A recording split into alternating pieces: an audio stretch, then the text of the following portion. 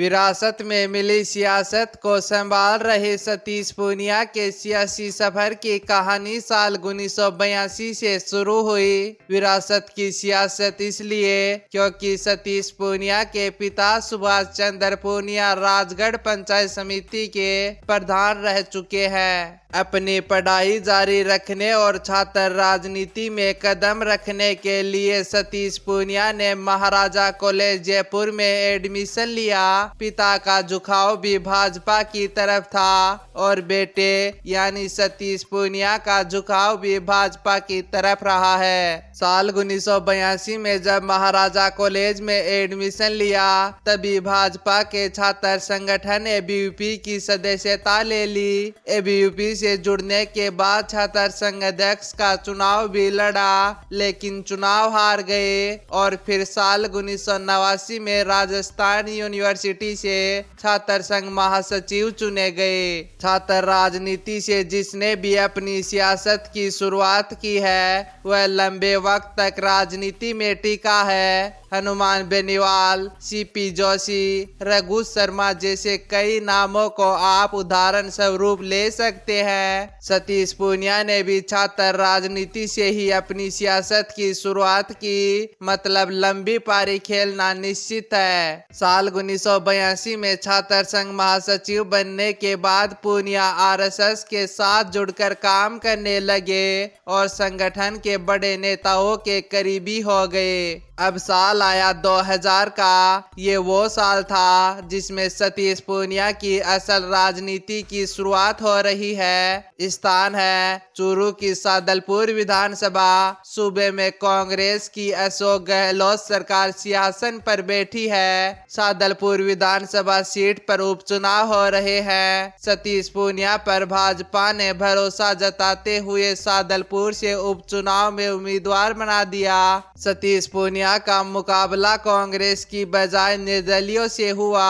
एक निर्दलीय उम्मीदवार नंदलाल पूनिया और दूसरे उम्मीदवार इंदर सिंह पूनिया थे। इन निर्दलीय उम्मीदवारों के अलावा सतीश पूनिया का मुकाबला अपनी ही पार्टी भाजपा के नेताओं से भी हो रहा था। वो इसलिए क्योंकि पूनिया को टिकट देने के कारण सादलपुर विधानसभा के भाजपा नेता रूठ गए थे। उन्होंने हवा बनाई कि पूनिया को आरएसएस ने टिकट दिया है। भैरव सिंह शेखावत खुद पूनिया को टिकट नहीं देना चाहते थे। जब यह हवाई बात भैरव सिंह शेखावत के पास पहुंची तो सादलपुर में शेखावत की सभा करवाई गई और सभा को संबोधित करते हुए भैरव सिंह शेखावत ने कहा था, कुछ नेता पूछ रहे थे कि सतीश पूनिया को क्यों खड़ा किया। मैंने साफ तौर पर उन्हें जवाब दिया कि सतीश पूनिया को मैंने खड़ा किया है और मैंने इसको जिताने की जिम्मेदारी ली है। सारे आपस के मतभेद भूल जाओ। अगर मतभेद मन में रहे तो आज सतीश घाटे में रहेगा और 3 साल बाद जो मतभेद रखेगा वो घाटे में रहेगा। खूब सभा हुई और खूब भाषण हुए। नेताओं को मनाने की भी लाख कोशिशें की गई, लेकिन जब चुनाव के नतीजे आए तो यह चुनाव सतीश पूनिया हार गए। सतीश पूनिया यह चुनाव महज हारे ही नहीं थे बल्कि टक्कर में भी नहीं रहे और सीधे तीसरे नंबर पर जा टपके। इस चुनाव में निर्दलीय नंदलाल पूनिया ने जीत दर्ज की थी और दूसरे नंबर पर निर्दलीय इंदर सिंह पूनिया रहे थे। चुनाव हारने के बावजूद सतीश पूनिया संगठन में सक्रिय रहे और लगातार 14 साल तक भाजपा के प्रदेश महामंत्री का पद संभाला। साल 2013 राजस्थान विधानसभा चुनाव में सतीश पूनिया को जयपुर की आमेर विधानसभा सीट से उम्मीदवार बनाया गया। वैसे आमेर विधानसभा भाजपा के बड़े नेताओं को जीत की सीट दिखती है। साल 2003 विधानसभा चुनाव में भी घनश्याम तिवारी कांग्रेस की इंदिरा मयाराम को टक्कर देकर विधानसभा पहुंचे थे। साल 2013 में हिंदुस्तान में मोदी लहर थी। सतीश पूनिया को लगा कि वो इस बार मोदी लहर के बलबूते पर विधानसभा पहुंच जाएंगे।